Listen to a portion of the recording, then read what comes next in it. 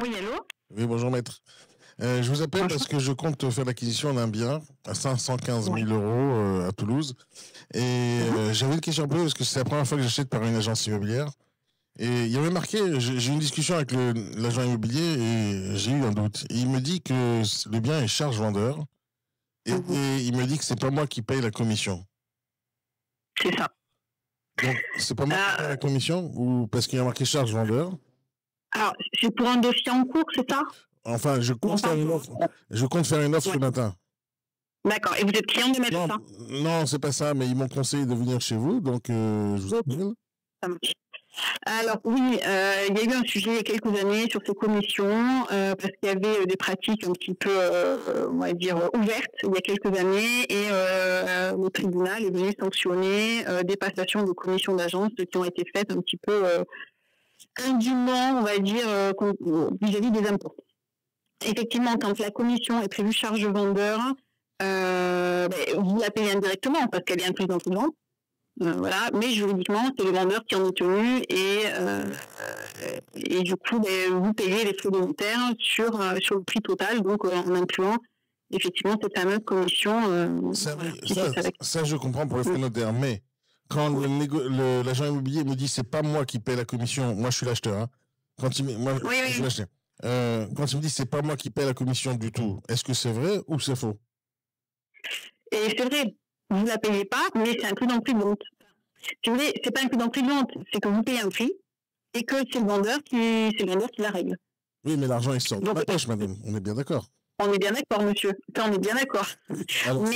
Mais techniquement, exactement. Sauf que techniquement, c'est pas vous qui êtes débiteur de cette somme-là. Mais si, parce que c'est même si vous arriviez. mon compte en banque. Alors, moi, je peux vous donner que cette réponse-là. Si vous m'attendez une autre, malheureusement, je ne peux pas vous la donner. Parce que quand il me dit, par exemple, il y a un bien à 520 000 euros, il me dit qu'il y a 20 000 euros de commission et en plus, c'est marqué frais d'agence inclus. Et après, il me dit charge vendeur. Et après, il me dit, c'est pas vous qui payez, c'est le vendeur. Mais les 20 000 euros de commission, c'est moi qui les ai donnés. Ah oui, comme le prix de vente. Exactement. Ça fait partie du prix de vente. Alors, comment ça se fait que vous me dites que c'est pas moi qui paye, alors que les 20 000, ils sont sortis de ma poche? Ah mais moi je vous dis pas que c'est pas vous qui payez, je vous dis qu'indirectement oui vous payez parce que vous payez le prix de 520 000 et qu'ensuite quand le vendeur vous reçoit les 520 000, il règle la commission d'agence. Alors la commission sera 10 000, il paierait 10 000, la commission sera 20 000, il paye 20 000, la commission sera 30 000, il paierait 30 000. Mais vous avez payé 520 000. Et les 520 000 que j'ai donnés, les 20 000 euros de la commission, ils n'arrivent pas chez le vendeur, ils arrivent d'abord chez le notaire et c'est le notaire qui dispatche, non?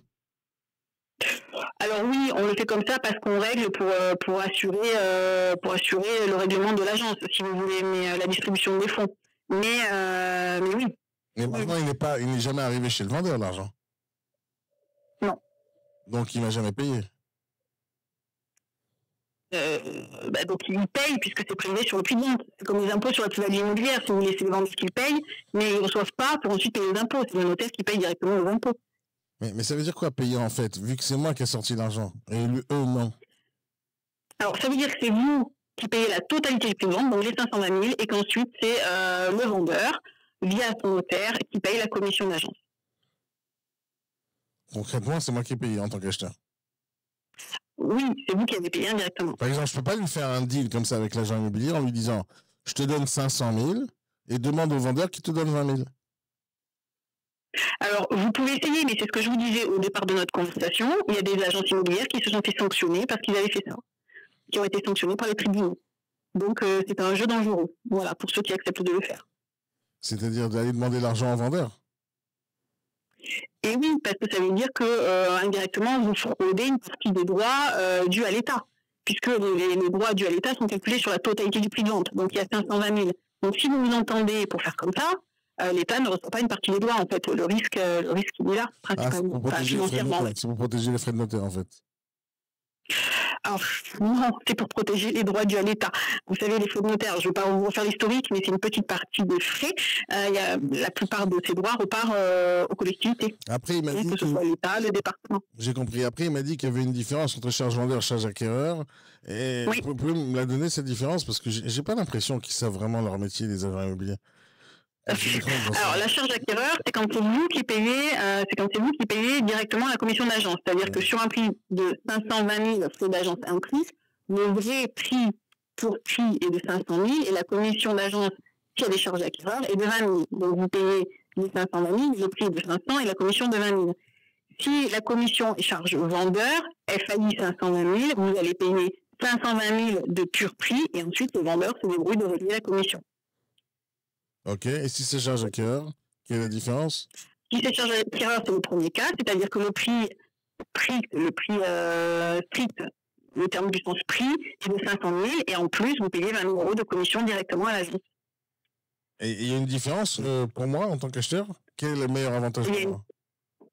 Ah, mais vous n'avez pas le choix en fait, monsieur. Ça dépend du mandat qui a été signé par votre vendeur. Non, mais oui, mais imaginons qu'il préfère me mettre ça à charge acquéreur ou il choisit charge vendeur. Moi, si en tant qu'acheteur, je dois choisir quoi? Quelle est la meilleure option pour moi? En tant qu'acheteur, vous payeriez moins de droits en étant sur une commission charge acquéreur.